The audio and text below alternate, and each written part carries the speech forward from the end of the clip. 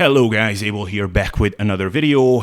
Today we have something special. Well, I guess not that special, but I have a bit of a reaction video, and that is I'm gonna be reacting to Greg Doucette's main gaining approach.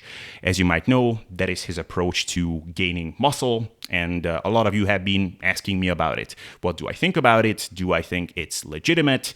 So let's talk about this a little bit. So if you're not familiar with this concept, basically Greg says that bulking and cutting, all of that thing is unnecessary. You can just stay in a happy medium where you're sort of maintaining, or rather main gaining. So maintaining, at least in the sense that you're maintaining your body fat, and you just slowly gain muscle over time, and that is just as effective as bulking, with the additional benefit that you don't have to do a bunch of cutting diets afterwards. That is it in a nutshell. So I watched through a couple of his videos where he's talking about this. In particular, I focused on one video where basically he opens it up by saying that this is the first and last video that you will have to watch on this topic, and you will have a complete understanding of what he means by main gaining. So we will focus on this primarily, but I also watched some other videos of his on this. So I took some notes. Occasionally I will look at my screen, and then I will give you my opinion. Now, this is not the type of video where I will try to tear into him or rip into him, try to make him appear stupid. No, honestly, I just wanted to get a good understanding of what he really means by main gaining so that I can reflect on it. The only minor thing that bothers me about this whole thing, and this is the only kind of personal spin or take I have on this whole concept, is that it's kind of ironic to me that main gaining is now this new thing in the fitness world that everybody is talking about, whereas the concept of gain-taining has been around actually for ages. I remember the first time I heard about this, I think from Eric Helms. I don't know who came up with this concept, but it was maybe in 2014. And bodybuilders and people in the fitness world have been talking about this concept of, well, when you get to a certain training age, then big bulking and cutting cycles just don't make as much sense anymore. So you should be kind of just hovering around maintenance and slowly gain muscle over time. And they called this gain-taining. And now Greg calls it main gaining. And now all of a sudden it caught fire and everybody's talking about this. That bothers me a little bit, but it's not a huge thing. So anyway, let's look into what Greg is saying about main gaining, and then let's actually reflect on it. So basically, he opens up the video by saying that you won't have to do a cut if you don't bulk in the first place. What goes up must come down eventually. He says the reason people are bulking is because they're trying to put on muscle. However, the problem is that they're also putting on fat, which then forces them into a cut afterwards, and then it's harder to build muscle. So really, what's the point? And you can avoid all of that if you choose this alternative approach that he proposes. So obviously, he is just reflecting on the age-old problem that all of us had at least one point during our fitness journey, which is we want to get bigger, but we don't want to get fatter. And we're trying to find kind of a happy balance between the two. And so he says that he has an alternative method. So what is that alternative method? Well, that is this main gaining approach. Now, before he gets into that, he actually acknowledges that, yes, if you go on a bulk, you will put on muscle a little bit faster. However, the issue is that after that, you will have to go into a cut, and during your cut, muscle building is going to be harder. In fact, you might be at risk of losing muscle. So really, what's the point of going on these big bulking cycles? And so he says that if you do this main gaining thing that he proposes, then you can build muscle slowly throughout that entire time, and you don't have to put your muscle gains in jeopardy when you're doing these cuts. Now, to that, I would say it can be true in certain cases. Certainly, if you go on a super aggressive bulk and you put on way too much weight way too quickly, and then you have to do really harsh cutting diets for extended periods of time, then yeah, you could make a very good argument that you could be doing things more efficiently if you just stayed a bit more balanced, a bit more reasonable. You didn't gain as much weight, and then you wouldn't have to do as much cutting diet afterwards. Now, if someone, say, puts on 8 pounds of body weight over the course of 4 months, which definitely qualifies as bulking at that point, and puts on, say, 4 pounds of fat of those 8 pounds that they gained, then, after 4 months of gaining, maybe you will have to do 2-3 weeks of cutting. You get rid of the fat. You're just as lean as you were before. You're back at square one, but you also put on 4 pounds of muscle. I would say that's a pretty good trade-off. So can you do better than that? Can you make your bulk even leaner, or maybe not put on any body fat? Maybe, but I mean, I would say we're kind of splitting hairs at this point. I would say a bulking phase like that would be considered highly productive and highly lean. I don't think there is a ton of issues with that logistically, psychologically, or health-wise. So it kind of depends on the context, but certainly I get where he's coming from. You can definitely do a bulking phase very inefficiently, and a lot of people are still doing that. He also mentions that he doesn't tell people what they want to hear, but what they need to hear. And what people want to hear is that you should go on a big bulk, and you should eat at Wendy's, and you should be in a giant surplus, and you should eat like an asshole, basically. People just want an excuse to really indulge in food, and in reality, that's not really warranted if you want to put on muscle. And I would actually agree with this completely, and this is something that I emphasize a lot as well, that people just vastly overestimate the additional freedom that they gain by being in a surplus or by being in a lean gaining phase. And even if you go from, say, a big deficit, let's say you were in a calorie deficit of 800 calories, say you go from that to a 200 calorie surplus, that's 1,000 calorie difference. And people think of that and they say, wow, this is the time to really go ham on food. But really, if you think of those 1,000 calories which you've gained now from going from a cut to a bulk, if you distribute that over, say, 3-4 meals, that's, 200 calories or so per meal. That's not a ton of food. So you should still be eating healthfully with a sense of responsibility. You have to pay some attention, and you kind of have to eat like an adult. This is really not an excuse to just completely go ham on all the junk food, because most likely you're just going to overdo things and get fat. So that's something I also like to emphasize, and I'm glad he's pointing that out as well. And at this point, basically, he goes into explaining what main gaining actually means. And that is, you maintain your body fat percentage and you just build muscle slowly from there. And there is no need to increase your body fat percentage. And he brings himself up as an example, and he says, Coach Greg is at 9% body fat. He is happy there, so he just maintains that and he puts on muscle over time slowly. Now, at this point, it's important to pause and think about what this actually means. If you maintain your body fat percentage and you put on muscle over time, that still means that you will be gaining body weight over time, and that actually means a calorie surplus. Okay, so that's just important to clarify. Let's say you're at 200 pounds and at 10% body fat, just for some easy math. If you put on 2 pounds of muscle and you maintain your body fat percentage, well, what would that mean? So 200 pounds at 10% body fat, that would mean that your lean body mass is 180 pounds, right? Then you put on 2 pounds of muscle. Now your lean body mass is 182 pounds. If you're still at 10% body fat, that would mean that now your body weight is 202.2 pounds. All right. So that means you put on 2 pounds of muscle and actually 0.2 pounds of body fat. Okay. So this approach not only means that you're actually in a small surplus, not only does it mean that you're gaining body weight, but it actually even leaves some room for fat gain. So it doesn't even mean that you're not putting on any body fat. Now, I will agree that 0.2 pounds of fat gained is nothing. We might as well just call it not gaining any body fat.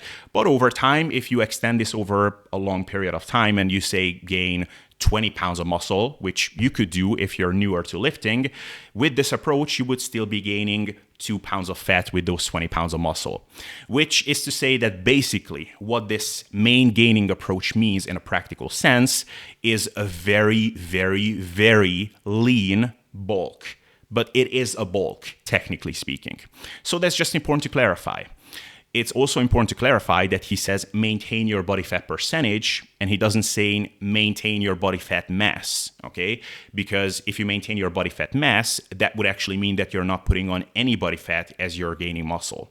In which case, that would actually mean that your body fat percentage is actually going down over time, okay? If you're at 200 pounds, 10% body fat, and now you put on 2 pounds of muscle and you don't put on any body fat, now those 20 pounds of body fat that you had is now a smaller proportion of your body. So your body fat percentage actually decreased. So that's another important distinction to make. So yes, he's talking about a very, very, very lean bulk. You would be gaining weight very slowly, most probably, if you're following this approach, but it is still a bulk, arguably the leanest bulk in existence. So you're basically gaining 90% muscle or 90% lean mass at least and 10% fat.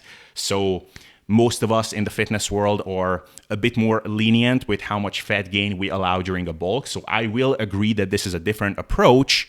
But if you really distill it down to the basics, it is still a small surplus over time. There is also a small segment in this video where he talks about how you don't actually need a calorie surplus to put on muscle, which is completely true. Even though this main gaining approach would actually entail a small surplus, he also goes into how you can even build muscle in a deficit, which, as I talked about many times before, I completely agree with that. It is 100% possible to build muscle in a deficit, unless it is not for your particular case. If your genetics are not that great, if you're too advanced for that, then it might just not be in the course for you. But in general, definitely you can put on muscle in a deficit. Now, the segment that comes after this is one that I actually really do appreciate, which is him explaining how him advocating for this main gaining approach, or how him advocating for not having to increase your body fat percentage to put on muscle, does not entail him advocating for staying shredded all year round. And he really goes on quite a bit of a rant here and clarifies that he's not saying that you should be staying at 6% body fat or 7% body fat. In fact, he says you probably shouldn't. You should find a body fat percentage where you feel healthy and you feel like it's sustainable. For him, for Greg Doucette, that is actually 9% body fat, which is very lean. But for you, that might be 15%. For someone else, it might be 20%.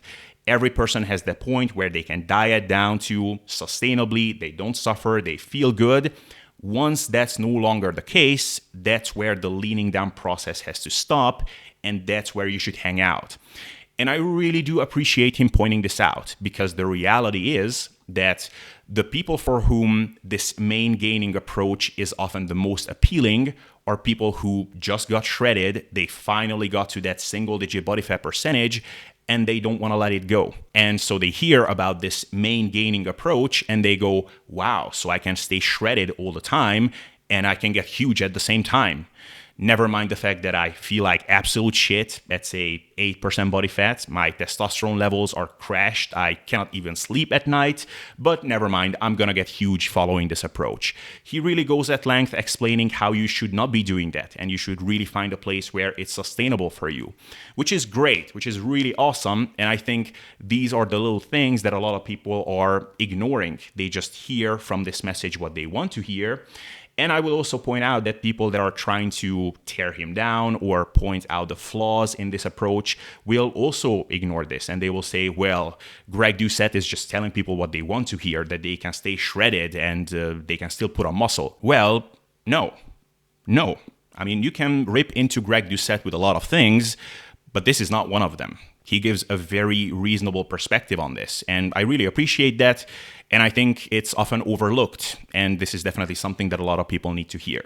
So regardless of what I think of this approach of maintaining your body fat percentage and not allowing that to go up whatsoever when you're trying to gain muscle, with this part, I 100% agree, and I just want to express that here. He actually also calls you to not get pedantic on him by pointing out that, well, but to gain muscle, you technically have to be in a 30, 40 calorie surplus because nobody can track that down. Your energy expenditure varies day to day, so we might as well call it maintenance, which actually is exactly what I was talking about in my video last week on bulking without body fat gain and why that is basically impossible because of this precisely.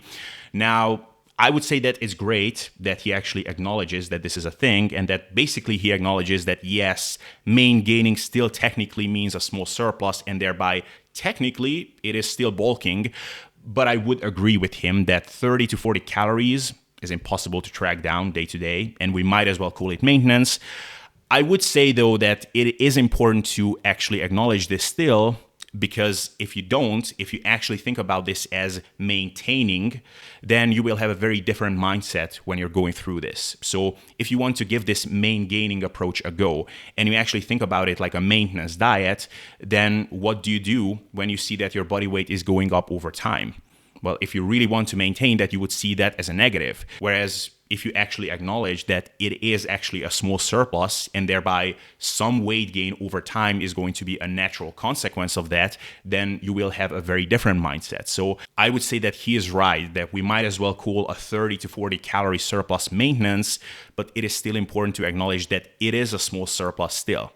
So regardless, at this point, he's basically just giving his concluding remarks. He's summarizing the video. So he once again says that main gaining just means maintaining your body fat and putting on muscle and getting stronger over time. Actually, at one point, he says maintaining your body weight and putting on muscle, which would be problematic. But I think this just accidentally slipped out, so we will let that go, especially because very shortly after that he says that your body weight will slowly go up over time. So again, he also acknowledges that body weight gain is going to be a part of this over time, but he emphasizes that this is going to happen slowly and week-to-week changes are not realistic to expect. So basically, that is the end of the video. That was main gaining explained by Greg Doucette. So what do I think about all of this? Well, guys, I have to be honest, there is not a whole lot wrong that I can point out here. There's nothing too negative I can say about this whole thing. There are a few things that I want to address here, however, and honestly, if I have issues here, it's not so much with the approach itself, but more so with how I think a lot of people will interpret all of this. So what are some ways in which you can take what you heard here and try to implement it and actually mess up and just spin your wheels? Well, for one, I think if people don't understand that main gaining, the gaining part in that word is there for a reason. So there is a reason why it's not called maintaining, because there will still be an increase in your body weight over time. If there wasn't, then it would just be called maintaining. But this is still technically a small surplus. And if you don't understand that, then you could be at risk of just spinning your wheels and not really going anywhere. The second thing is, like I said, is that I think a lot of people will think that this approach is actually advocating for staying shredded all year round, which he explicitly emphasizes that this is not the case. He's not saying that you should maintain a shredded physique and get huge and muscular that way. But I think a lot of people will just miss that part and they will only hear the parts that they do like and they will ignore these disclaimers. So if you ignore that one, that could be hugely problematic unless you're a very naturally lean person and you can actually make it work. But this is once again something important to emphasize. If there is any issue that I would point out about the approach itself, it would be simply that it will leave a lot of people confused, having no idea what to actually do. So I think it's fine to say that week-to-week changes are not realistic to expect in terms of muscle growth, that your body weight should go up slowly over time, that it's not necessary to get higher in body fat percentage to put on muscle. That is all well and good. But for example, what is slow enough for your body weight to go up? Like, is 1 pound a month? Is that slow enough? Is that too fast? Or I will give you an easy example. Let's say I put on half a pound a week, or let's say it's 0.1%, 0.2% increase in my body weight per week. But I look in the mirror and it seems like I didn't put on any body fat. Maybe I even use some calipers and it doesn't indicate any fat gain. Am I doing well, or am I messing up my main gaining approach because I'm gaining way too fast? Obviously, that's an easy and stupid question. Of course, I'm not messing it up. Of course, I'm doing great. I'm putting on muscle and no body fat. And Greg Doucette would surely agree with that. Okay, so that was an easy one. Now, what if I'm not putting on any body fat and I'm actually getting stronger in the gym, but for 2-3 weeks in a row, my body weight is not going up whatsoever? What do I do then? Do I keep my calories the same or do I bump them? I'm actually not completely sure what Greg's answer to that would be. Because if you're of the mindset that, well, muscle growth is going to happen very slowly over time, so probably you're actually building muscle if you're getting stronger. It doesn't matter that your body weight didn't go up. If you're of that mindset, then you might actually just stay put and not bump your calories. Now, I know what I would do in this situation. If you're my client and your primary goal is muscle growth, then I would bump your calories. Like, I would want you to gain body weight. Because what's the alternative? Okay, it's great. You didn't put on any body fat. Yes, you're getting stronger in the gym. But what if you're just making some really awesome neurological adaptations and you're not actually accruing any tissue? It might be the case that you're actually building muscle in the background and somehow it didn't manifest in actual body weight increase yet, but it's sort of wishful thinking. Like, I'm sort of gambling. Because if I'm wrong, then I'm actually just pissing away your precious time and I'm keeping you at maintenance or maybe just under or some days, and you're making less efficient progress compared to what you could be making. Now, of course, I'm also gambling somewhat by bumping your calories, because there is a chance that you will not be gaining muscle any faster and you will just put on more fat. But again, if your primary goal is muscle growth, then I would rather gamble in that direction. Or I will give you another example. Let's say you've been focused on muscle growth for 1 month at this point and you're trying to use this main gaining approach, but you put on 2 pounds so far and you seemingly didn't put on any body fat so far. So there is nothing in the mirror that you can detect that would indicate that you put on fat. You're using calipers, you don't see any indication there. So all of us agree at this point that you're doing great. Okay, you put on muscle, no body fat, so no disagreements here. This is an easy one. Now, what if on the 5th week you see a tiny rise in your caliper readings, which indicate a little bit of fat gain? What do you do at this point? Do you cut back on your calories or you keep them the same? I know what I would do. I would say, dude, you've been gaining for 5 weeks. You put on over 2 pounds. And only now you put on a tiny bit of body fat, dude, you're doing really, really well. Let's just keep calories where they're at and let's see what happens from here. Now, if from then on I see that there is a linear increase in body fat and I can see that on the caliper readings with any additional unit of weight gain, then yes, at that point I will probably do something and maybe we will taper those calories down a little bit. But if every second or every 3rd week I see a little bit of increase in the caliper readings and the person gains a little bit of body fat, I would still consider it to be awesome, amazing, lean bulking progress. But someone who is very, very intent at keeping the body fat percentage the same and is setting the bar so high in terms of not allowing any body fat to come on, basically, for that person, I mean, they might cut back on those calories. And then, you know, what might that result in? You might put yourself back at maintenance or hover around it. Sometimes you will be under it. There will be weeks when you're not gaining any body weight.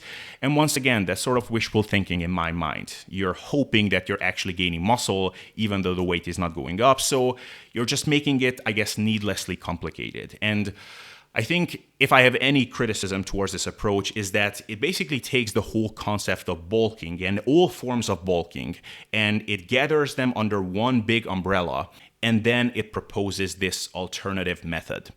And I would agree that there are some forms of bulking which are just silly, and compared to this would be a huge step forward. So yes, you can gain body weight way too quickly, you can put on way too much fat needlessly, and then you can waste your time doing a bunch of cutting diets harshly for extended periods to get rid of the fat, and that is just an inefficient way of doing things. But there is also a happy medium. Like, you can set up a bulking phase much more smartly than that. You can still monitor body fat gain. Like I said in the previous video, I want to see a more or less linear escalation in body weight and a less linear and slower escalation in body fat gain. We want to monitor our body composition as we bulk. We don't want to gain 1 unit of fat for each unit of body weight that we gain. No, we want the 2 curves or the 2 slopes to be not equally steep. So there are much smarter ways that you can go about gaining weight and gaining muscle over time, and it doesn't have to be a fattening up period. And I think when Greg is talking about this, he fails to account for that to some extent. So if I have any criticism, it would be that. But in a nutshell, that is my take on the whole main gaining approach. So as you could see, not a whole lot of negative things I can say about it. For the most part, I think it's very reasonable. And to be honest, I'm not shocked by this. I'm not a fan of Greg Doucette by any means, to say the least. But I never doubted that he's a smart guy and that he knows what he's talking about. I always said that for the most part, the information that he provides is actually on par with even most of the evidence-based crowd. So it was not a shocker to me that he had a very reasonable take. some things that I wanted to address, but with all of that, I think we can more or less conclude this video. So let me know your thoughts, comment, let me know what you think. Like the video if you liked it, or dislike it if you disliked it. That's also completely okay. Subscribe for more content like this. Check out my website for coaching, consultations, and to get my comprehensive guiding to the question, should you cut or bulk? It's really good. And other than that, I'm ending this video here, and I will see you in the next one.